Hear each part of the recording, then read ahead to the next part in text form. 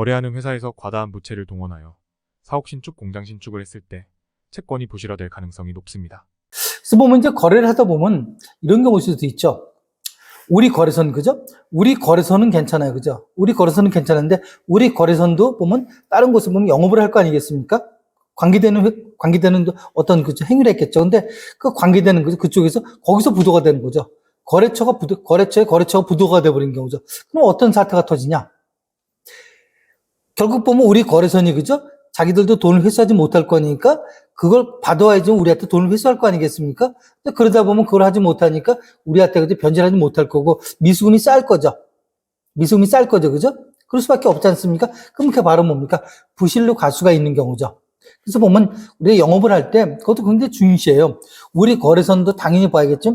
우리 거래선에 관계된 거래선 있죠. 그쪽도 보셔야 돼요. 그래서 우리가 보면 거래할 때 우리 거래선이 거래하고 있는 거래선이 있죠. 몇 가지는 그죠? 한 4개나 5개 정도는 여러분이 파악하셔야 돼요. 그랬다가 나중에 보면 우리 거래선이 부도가 났을 때 당연히 뭡니까?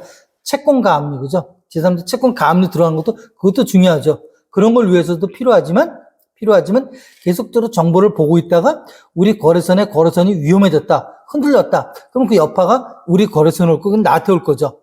결국 뭡니까? 결국 부실화가 된다는 소리죠. 그걸 막아놔야 되지 않습니까? 그럼 어떻게 할 거냐? 이렇게 되면 마찬가지로 우리가 보면 이제 채권 보존 조치 들어갈 거고요. 채권 보존 조치 들어갈 거고요. 거기에 따라서 우리가 보면 이제 집행권한도 이제 정식 본안 소송, 그죠? 판사님 앞에 가서 하는 그런 소송도 있을 거고요. 지급명령, 우편으로 하는 소송도 있겠죠. 그래서 그걸 통해서 그 집행권한이라죠. 즉 판결문이죠. 그걸 판결문을 받은 다음에 우리가 알고 있는 그죠?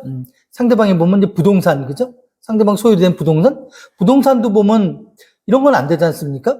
그 우리가 이제 법인하고 거래했는데 대표이사가 소유하고 있는 부동산. 그거는 보면 가압류도 안 되는 거, 당사자 적격이 안 되지 않습니까?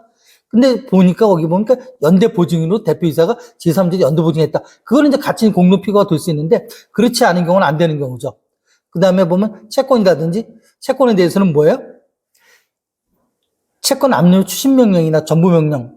그러니까 추심명령, 전부명령은 이 보면 나중에 한번 설명드릴게요. 그래서 우리가 보면 채권 회수할 때 가장 까다로운 게 보면 추심명령과 전부명령이지 않습니까? 요거. 그 다음에 유체등록이나 압류해서 보면 일명 딱지 붙여서 경매한다고 그러죠. 팔아버리는 거. 그걸 통해서 이제 회수하셔야 되는 거거든요.